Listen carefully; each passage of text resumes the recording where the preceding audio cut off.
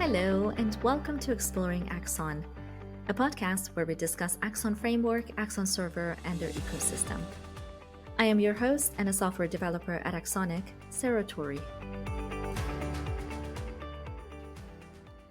In this episode, I spoke with Malin Litwinski and Ross Miles of Segovia Crown Agents Bank.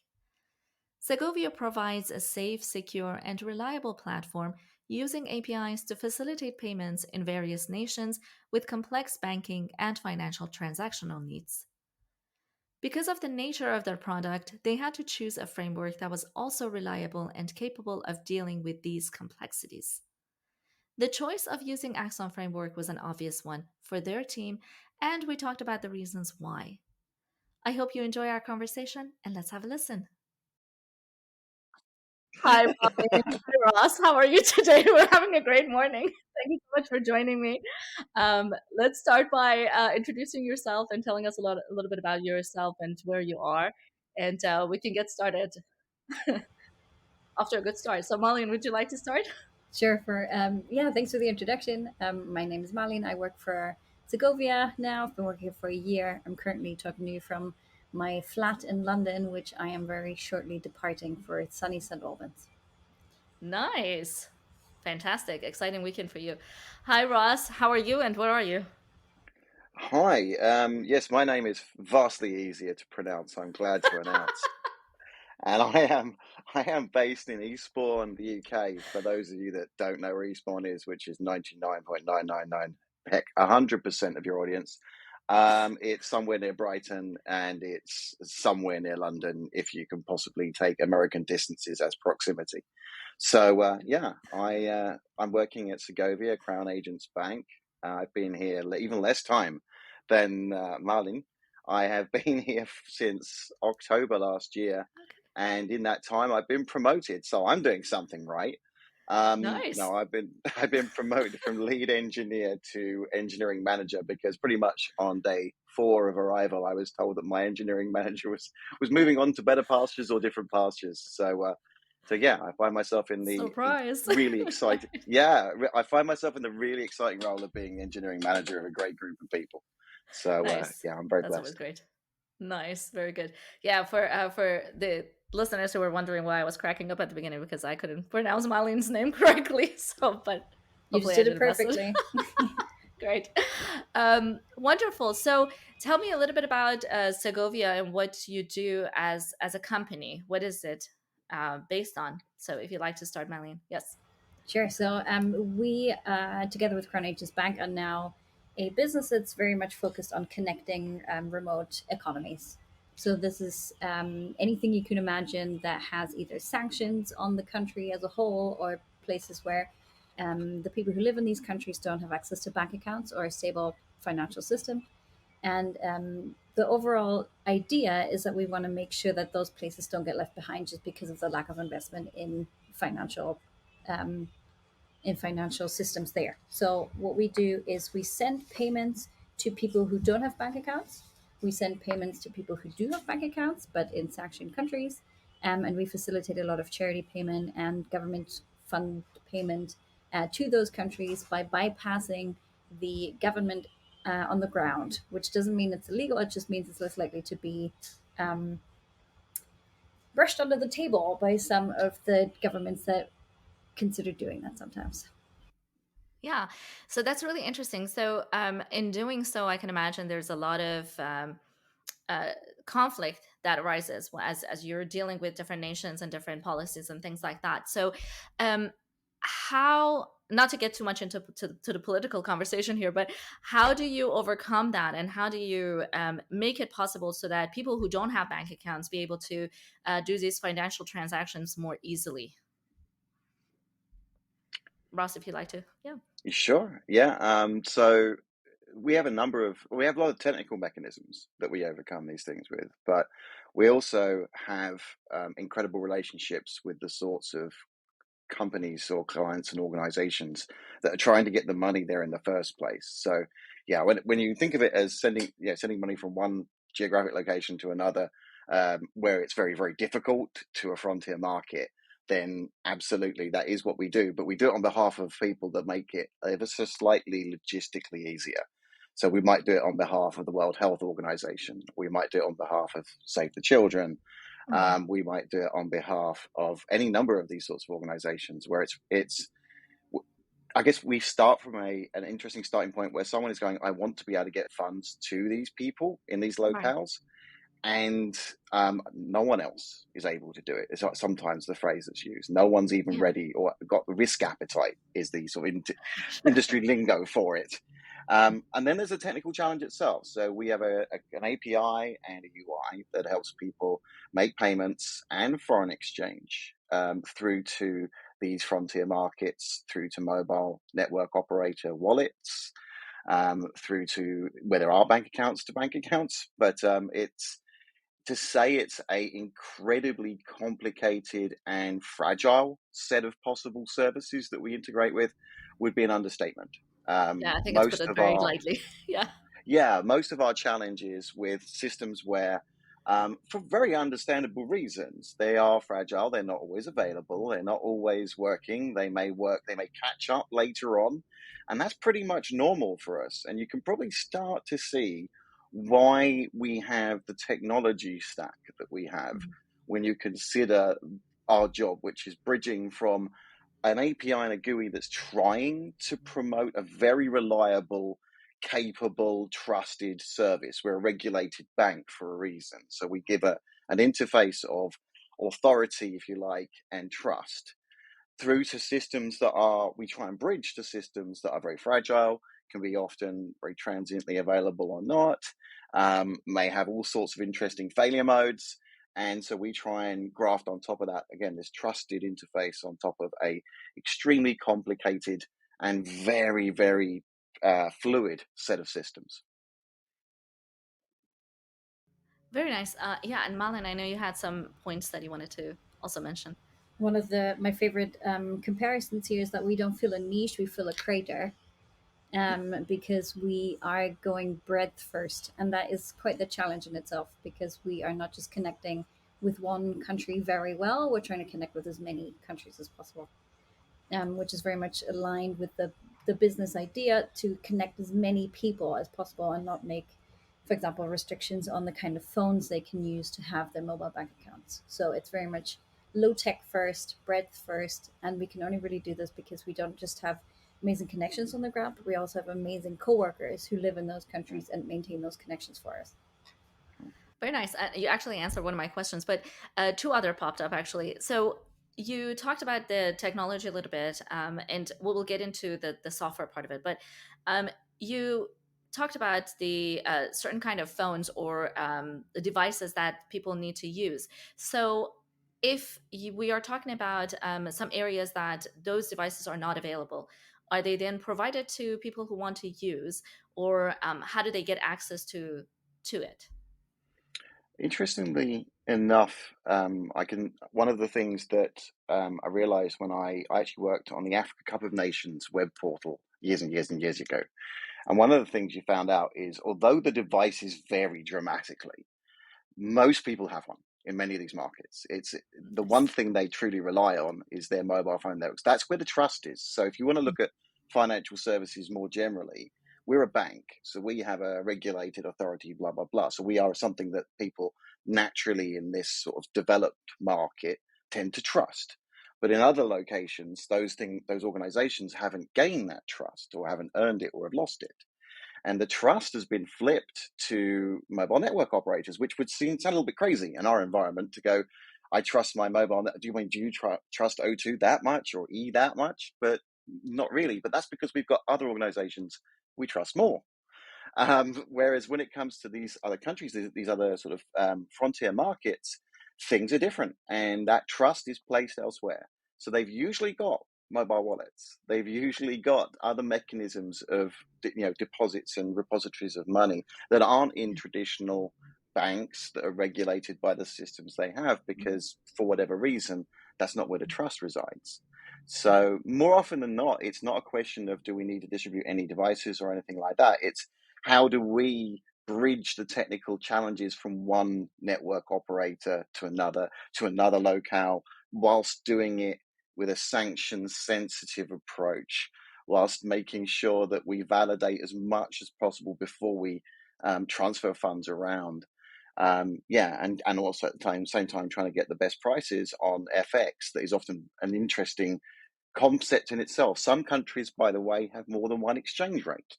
They have the official exchange rate that the government endorses, and they also have the black market exchange rate, which the government endorses. So you have a very complicated set of conversations that happen around these things. And so we bridge all of it. It's a very socio-technical problem that we bridge. Yeah. Yeah, that sounds really, really challenging and complex. Yes, Malin, go ahead. Just to add to that, what I thought was always funny is that we didn't really chose phones. The people on the ground did, and we didn't invent mobile wallets. The people on the ground did. So at Right. the Yeah. beginning, the mobile telecom providers realized people were using phone minutes, if you remember what those are, to send each other money. So they were converting it themselves into phone minutes and then sending it to each other as forms of payment. Right. Until then they then realized, okay, why don't we just give you that capability on your phone without having to translate into minutes and back? And that's the technology we're plugging into. So it's not really something that we've introduced to the world. It's something we picked up with an ingenuity by the people using it, Yeah. Yeah. and then was just utilized in the way that we do. Yes, it's And fascinating because. Yes, go ahead, sorry, Russ. ju- Yeah. just to add on to that, we obviously have the need to reach the person on the ground. But we also have some very large organizations that try to transfer to other sort of local centers of distribution, if you like, within certain countries. For example, we're a big part of the UN's ability to transfer relief funds actually into Afghanistan, which obviously is very topical at the moment with the Yeah. crisis they've had there, multiple crises really that they've had there. And we are a huge part of that. We have an incredibly relationship with the UN for a bank that very few people have heard of. Crown Agents Bank is not usually what everyone's going, oh, yes, I bank with them. I remember them on the high street. No, you don't. Right. No. Unless you were the Queen back in 250 years ago, you probably don't remember them particularly well. But or the King, I guess, back then. Whoever is heading the empire, but we don't go there. But the point is that as an organization, we've got incredible network of contacts that we can leverage to reach these places. And then what we do in the engineering group on the payment gateway, what used to be called Segovia, is we provide the technology underpinning that makes that really easy and trusted for people to take advantage of. Yeah, that's really, really interesting. And so then this payment method, is it just used by organizations, two people, and the vice versa, or can it also be used by just regular people to send money back and forth, sort of like, I don't know, another method of paying your friend, for instance? Is it particular to Interest. an organization, or can it be just used by any user? It's primary. So our touch point, our clients are usually organizations. That doesn't mean Okay. that they aren't dealing with people, because they often Right. Yeah. are. One of our I think our originating company, or now our client, Give Directly, is very much in that bracket of being an organization that enables people to be able to give or get money to people. Yeah. But we're part of that fabric. We're part of that payment pipeline. Gotcha. But yeah, we tend to deal with the organizations. So it tends Yeah. to be large amounts of payments for Hmm. large amounts of money. And Right. yeah, one of the things we're very good on is the FX trading as well. So we get good prices on that. We tend to be more expensive on payment because we're going to interestingly difficult places to reach. But our Right. FX work is usually very good to get the right prices there. So I've got very industry lingo now on this, Right. and I Right. want to That's stop. okay. But that is No, kind that's of great what stuff. as a business, that's what we do. Very cool. So then, I guess an quote unquote easier question, I guess, would be then let's talk a little bit about the technology that you use, because you do have to use some really um, great technologies to be able to overcome some of these hurdles.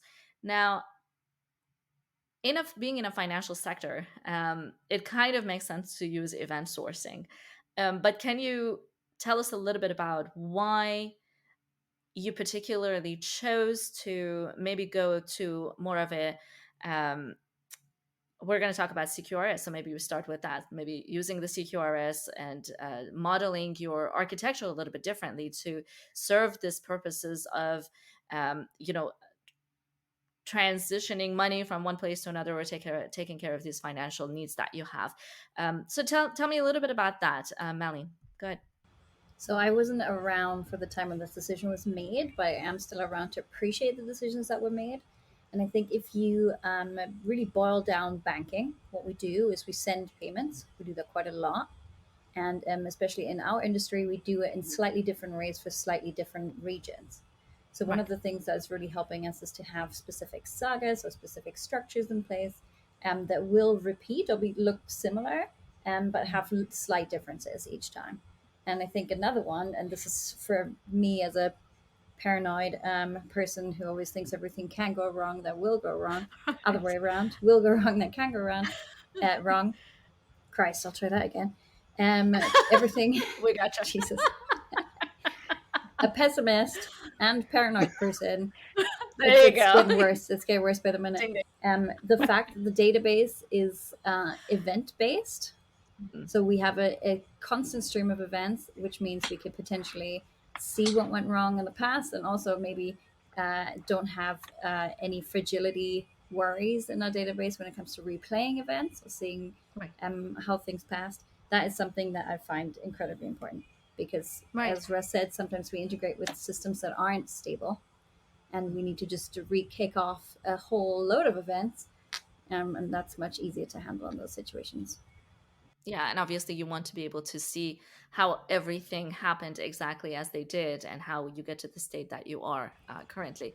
So that Especially absolutely makes sense. if I may throw this one in, especially if we Yeah. integrate with FX, because FX rates are very time dependent. So if we have Right. an Right. exact story about what happened when at which time, that gives us just additional credibility when it comes to being reliable on the FX side. Yeah, that makes sense. Well, sorry, one way of looking at our technical choice, particularly around CQRS and event sourcing, is that if we hadn't, used Axon to do it, heaven forbid we hadn't used Axon to do it, then we How would have could you ended not up even have building it thought about that? exactly. Go ahead. In that crazy world where someone doesn't choose to use a incredibly great framework, we would have ended up building it anyway. We would have had it, but it wouldn't have been as clean. It wouldn't have been as navigable. It wouldn't Why, have thank been you. as easy. Ross, No, no, come no. through for us. Well, Who paid you? but I am being entirely honest. Allard has not slipped me £500 to say any of these things. I was gonna say, did you send something? Where's my bribe? Yeah, but I it's want to get actually my share too here, and I work we for can talk later. We can talk later about how many things are wrong. Let's do that later on. But Sure. Yes, we'll get to that. right now on the substantial stuff that's right, it's actually very similar to I used to help deliver Greg Young's course on CQRS and event sourcing in London, and it's very similar to essentially what I came away from his course is often saying, because he was very quite famous for saying you don't need a framework to do CQRS and event sourcing, which always made Allard and I laugh, going, of course you don't. You don't need a language to program computers. You could use bytecode. And it's kind of the truth of it, right? So we have a very, a great set of abstractions that help us do some very advanced things in our system, but you would have to invent yourself if you weren't using a framework. Because of the nature of the systems we've got to have the repeatability. We've got to be able to bridge the availability differences. We've got to be able to have the auditability to know back in time, how did we get here? And we also have to have the correctability, because what these systems go wrong, errors occur. And so, if we only have a snapshot of our world now, then we wouldn't be able to correct anything that had got us here, if that makes sense. So we need almost every single feature that you would gain from CQRS and event sourcing. So we'd have had to build it ourselves anyway. Right. Which would have been probably fun, but would have taken a bit more time of what you actually want to do, as opposed to spending it on something that it would have been a somebody else could tragedy, make it. because we wouldn't be here today having a conversation. Well, I'm Just glad to- we can provide that. Just to plug just a tiny bit more in terms of building it yourself versus using a framework that already exists, we onboard people. We hire people, they'll need to be onboarded, and sometimes they've not heard of Axon before, they've not heard of Right. CQRS. So what we do is we actually utilize a lot of Axon resources to educate them. It's a lot of documentation there, and I would not be a truthful coder if I didn't admit that sometimes we lack on the documenting side of things when we are super excited about inventing new things. So it's Yeah. definitely the trusted way of doing it. And it's a very great team that responds very quickly to any sort of requests that we have. So it's a product we don't have to maintain or build ourselves. Yeah, I'm glad to hear that. Yes, we do have. I think one of the things that now this is not going to be an advertisement on our company, but just since you mentioned it, I think it's one of the things that we also enjoy because we have that direct relationship between our engineers and engineers who are using the product, and I think it's a two-way kind of benefit for us as well, because that tells us the things that need to be improved on our end, and how can we make things better for the users, and at the same time make our product better too. So I think it's definitely a two-way street there. So that's great. So this was a really useful framework for you, and in this project that you're working on. You just say let's talk about some of the maybe challenges too. Let's talk about those a little bit. So what you did talk about onboarding, and some people who have never heard of Axon for or CQRS for that matter, and we've had people who never heard of domain-driven design either. So you kind of have to start from a little bit higher level, and then kind of get into a little bit more nitty-gritty stuff. Tell me a little bit about your process and how you get these folks who have never heard of it be even interested in it to have the energy or the stamina to actually learn the framework, because that it's a complex framework in some ways. So how do you do the whole onboarding and piquing the interest in people? Yes, of course. Malin, go ahead. I've onboarded quite a few coworkers in my time, and I always like to go with a little bit of mystery of not just not telling them what it is or what it does, but introducing the framework, and then introducing a story within our code lifetime, and within the life cycle of our code. For example, we Right. say payment begins here, it goes through the systems here. It goes through the following events. The events cause commands. The commands cause the next event. And so we kind of tell a story in those terms. We use the terms of events. We use the term of commands. We use the term of whenever we persist something. And at the end, most people go, oh, so that's why this framework makes a lot of sense. And that's kind of a very normal way in which we would record what goes on in our product anyway.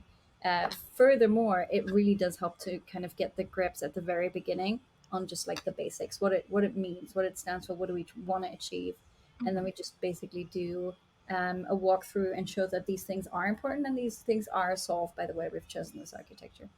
So it Yeah, doesn't actually take that much convincing. It takes a little bit of background, it takes the application, and then everybody is definitely convinced. that's really great, because the way you mentioned it is wonderful, because you actually bring them from sort of a more lower level onto the higher level, because you kind of showed them in the code, this is what's happening, and this is point A, and this is how you get to point B, and or vice versa. If you want to find out where point B came from, you go back to point A and figure it out, and that way you also familiarize them with the whole concept of the CQRS, which is really great. So how has it been, and tell me, how long have you been using the framework for? Was it before you both joined, or Before both of our time, I would okay? give it a rough guess and say 4 years, Oh, four-ish 4 years. years. Okay. All right. Nice. And in the time that you have worked with the framework, what would you say some of the added benefits have been if you've been through a new release, for instance?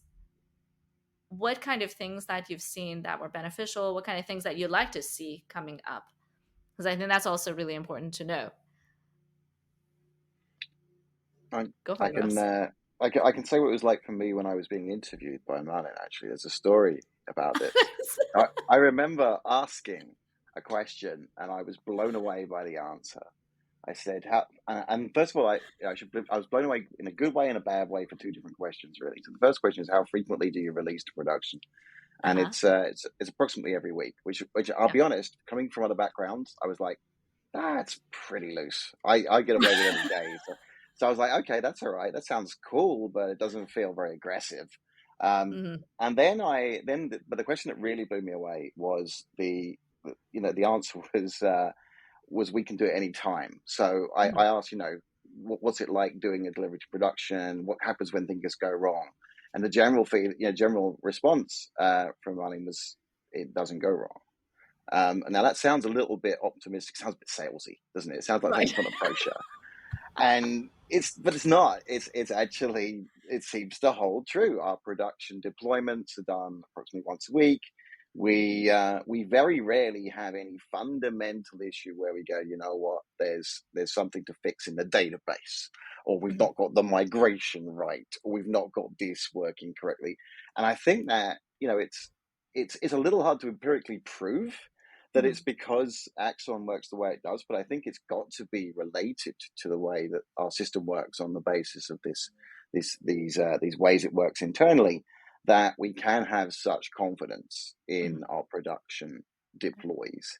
Um, so yeah, it's proven to not be advertising literature. It turned out to be true. So yeah, and that's a huge deal for us. And actually, just a quick one back to your point around onboarding, actually, because I think we all know that CQRS, it can be very hard to find people who really grok the the important parts of Hmm. DDD. I keep thinking there needs to be a book out there that's the DDD, the important parts, that would be Right. good for people. That would be nice. Because people get I will really buy it. obsessed with the less important parts and then they forget Right. the other important. So, but yeah, so it's hard enough to find people that have a common understanding of DDD sometimes. And then you sort of go out and you try and hunt for people that also know CQRS and event sourcing. And at this point, you are looking for the proverbial rocking horse poo. Um, which is hard to find. So Mhm. what you end up doing, what we've seen anyway, what I've seen, is that we've managed to expedite the familiarity with what we've got a number of ways. Partially what Malin was talking about in terms of exactly giving the context, letting you explore it, let you understand it from sort of first business principles, why the problem space that we have to overcome. That's extremely powerful starting point. The other things that we do is we've got walkthroughs through the code that talk about why things work the way they do, so you can discover that yourself. And the last thing that we've done quite recently, and I know that there's been some talk of doing similar things in the Axon family as well, is around a visualization. We have now a plugin, I think it's for IntelliJ, written by Chris It Turner, is. and Yeah. it's a wonderful little visualization that we can, and it helps people from it. So some people are very visual thinkers. I'm a visual thinker. You I can am. walk me Yes. through Well. code until you're blue in the face, and I might have grasped 10% of what you've Right. said, maybe. But when it comes to a picture, I'm much better. I can memorize pictures and walk away and come and redraw them quite happily.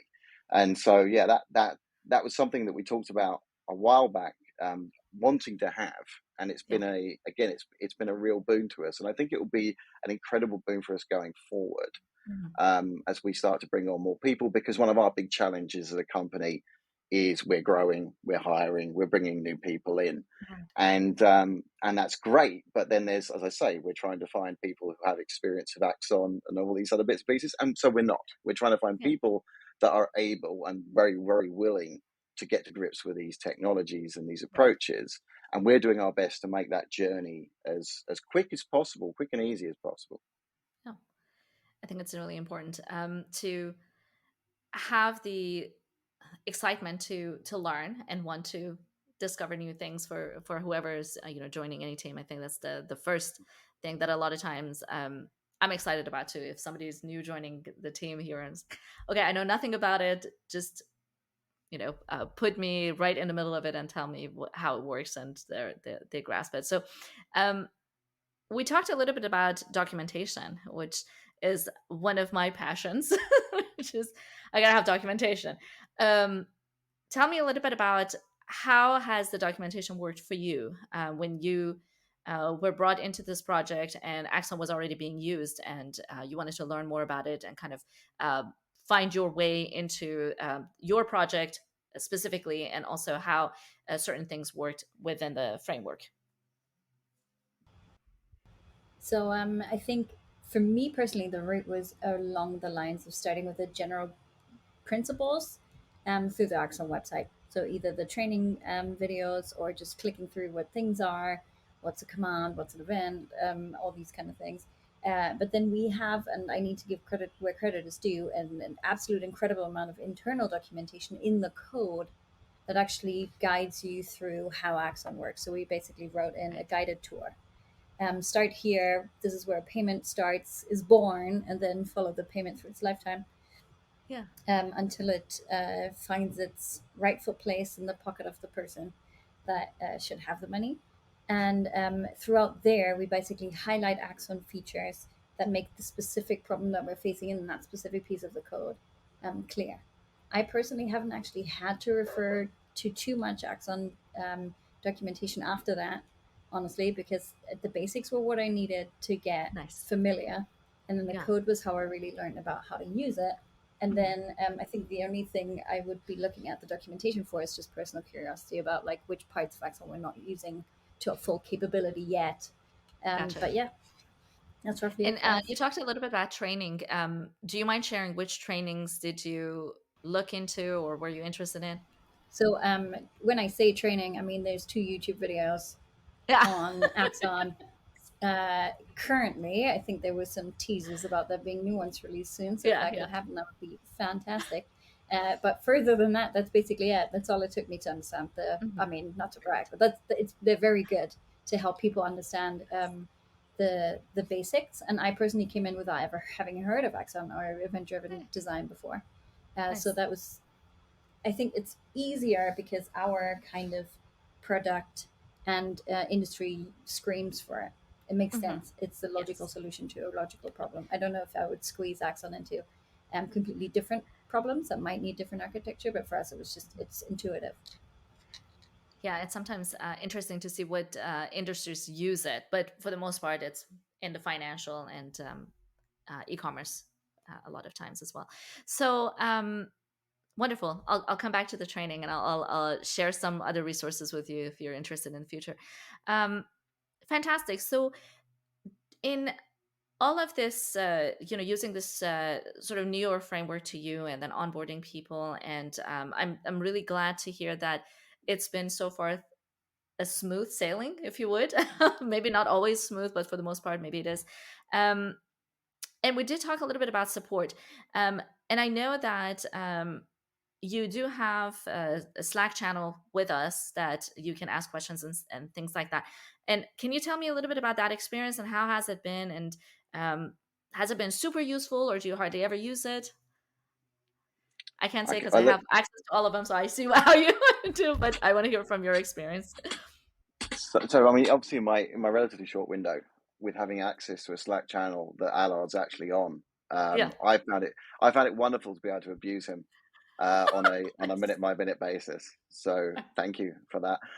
It's worth the subscription charges alone. That one. No. In all seriousness, what's great about it is that it is a very collaborative nature on that Mm, channel. So it's not like I've seen it with other vendors where you go, okay, right, give us a change request and we're going to come back with some estimates and things like that, or yeah. we're going to tell you it's on the roadmap in 2020, 2030 or anything Right. like that. It's not those typical conversations that are really just frustration fountains, really. It tends to be the conversations we tend to have there are along the lines of we kind of want to be able to do X and can't see a way to do X yet, and Hmm. maybe there is. And so one of the engineers could be a trainer, could be a consultant, could be anybody, could be the person who makes the tea. We don't know, Yeah. but it doesn't matter because they seem to have the answer, and they're super sweet and nice about it. They just talk about it. No one's sitting there going, "Well, yes, you'd know this if you did our 15-day training course and you haven't done Right. it yet." Which sounds crazy, but that's exactly what you get from a lot of other companies. If you Mhm. know, and that's why you don't want Slack channels with them because they get a window on your soul and your abilities, and they just go right. Let's get the marketing emails rolling. Right. No, there's none of that. There's none of that. And as a concrete example, Chris Turner joined us relatively recently. He was one of those people that wanted to get to grips with Axon even before he arrived, so super passionate Yeah. about it all. And I talked to him then when he briefly. Yes. arrived, yeah, yeah, oh, did you? Brilliant. Yeah. And he immediately on arrival, we were talking about this visualization. He chimed in on the channel, And he's talking away to the Axon engineers, and no one's sitting there watching the clock. No one's, taking too long to respond. It's a very nice, vibrant, collaborative way of working, which is very much the way we work internally anyway. And it's nice to see it extend to another company and a vendor as well. Yeah, definitely.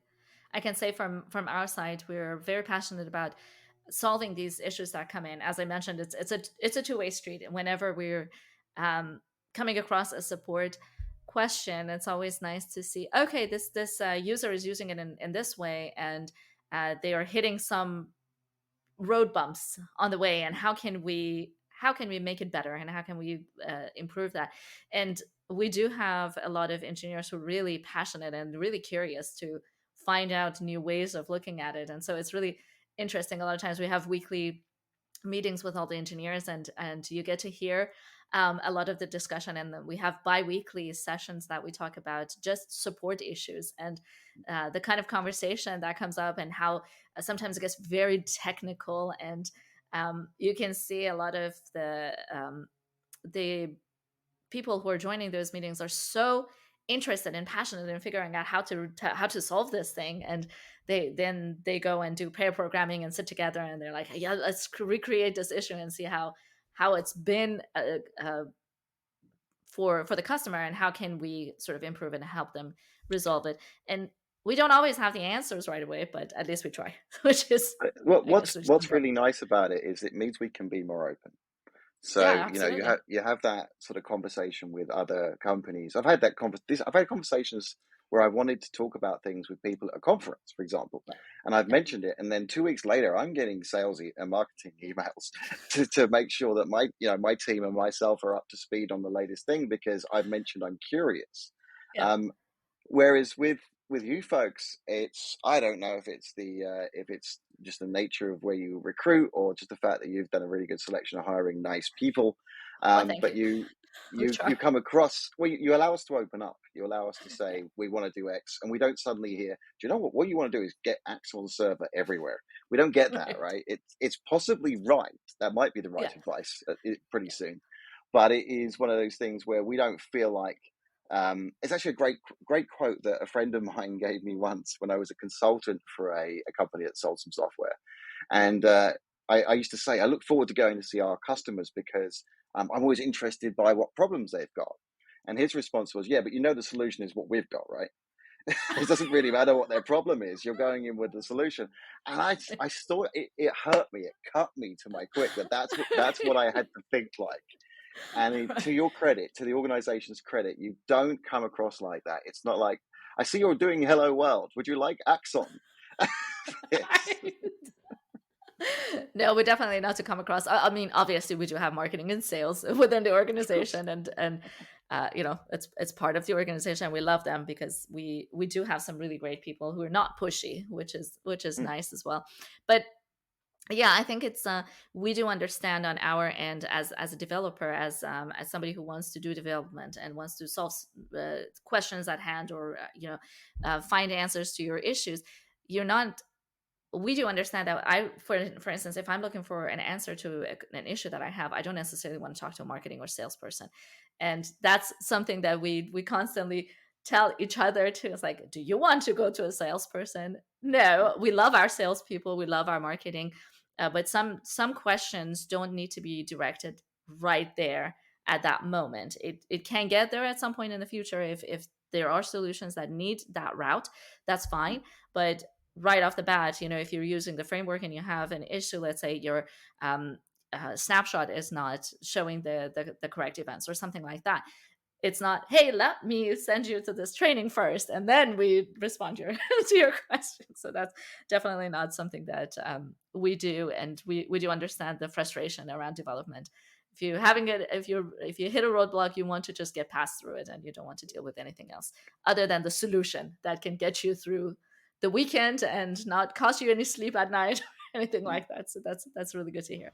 Fantastic. So do you have anything at the top of your mind right now, and I know I'm putting you on the spot, that you would like to see improved or done a little bit differently?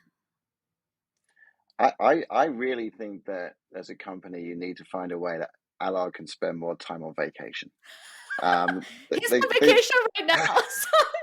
Someone is yeah, but how definitely someone is that definitely the has a heavier wallet yeah? Is that today than they did yesterday. so? When did the There you acquisition go. happen that you could possibly go on holiday? That's amazing. No, no, it, genuinely, there isn't off the top of my head. There isn't much that I would think Nice. technically or as a company needs to be done any differently. I think there are a few companies in tech that are behaving really well, and you're one of them. And it's great to see from the outside. I've Who is been working paying around your the ass? city. Thank you. No, no, no. It's absolutely true. It's credit where I wouldn't be saying any of these things for many other companies. I would be Who avoiding the topic shall not be entirely. named. Yes. I can't. There's too many to name. But yeah, it's true. I mean, it is a great company that's got a great technology, and I would like to say something about it because I have known about Axon and CQRS and event sourcing for a very, very, very long time. And to have tread the boards that you have with a technology that is an advanced technology is a hard thing to approach an industry with. And it's been a pleasure to watch it happen because you're selling something that isn't easy to buy. Yeah. It's not easy to It's complex. understand what you're Yeah. buying. Yeah, Yes. absolutely. It's a complex answer to a naturally complex problem. Right. And so for us, it was for the people who were here when the decisions were being made, it became a very natural decision, I think, to use Axon. But I also appreciate that given the market you're in, to keep the ethics you've got and keep the relationship models you've got with your customers is fabulous because it must be desperately difficult at times to sell something that I say is a complex answer to a complex problem. Yeah, it absolutely is. Yes, I've Malin. had a couple of chats with your very sweet colleagues at the last conference I was at, who were overjoyed to hear that someone actually uses Axon at the Nice. conference. So when I walked up to their stall to say I use Axon, everybody was like, "Fantastic!" I think if I were to this is in no way something that needs to change about Axon. I think if it were to be easier to be considered by others, I would look beyond the marketplace of people who are currently deciding which architecture they should use overall in the first place. So Right. there's so much financial commitment behind having made the wrong decision Yeah, when it comes absolutely. to your architecture. So if there's anything, I mean, we can see that Kotlin can auto convert Java to Kotlin. Yeah. That's pretty neat. I don't know how easy that is for a framework. Probably not as easy. But if there were more bits of information or training courses, documentation, or any implementations that says, "Oh, you're starting with this model, Right. but you've now decided Axon is the right way to go. Here's how to do it," or Yeah. like making it It's a accessible to really good. people who've already maybe walked down a couple of steps the wrong lane and don't want to succumb to a sunk cost fallacy, and instead want to do the right thing, but it seems like a little bit of a scary thing to do. Yeah, definitely. And that's a really, really great advice and a great suggestion.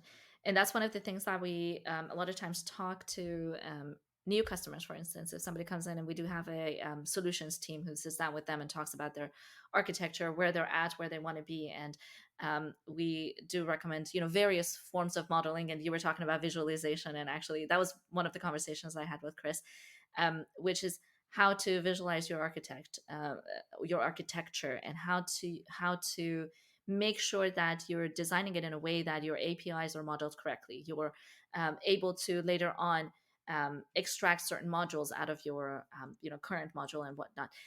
And it's really interesting to see that process. And that's that's one of my passions, because I love visualization. I'm also a visual learner, and seeing that and being able to understand it by just looking at it, it makes a huge difference.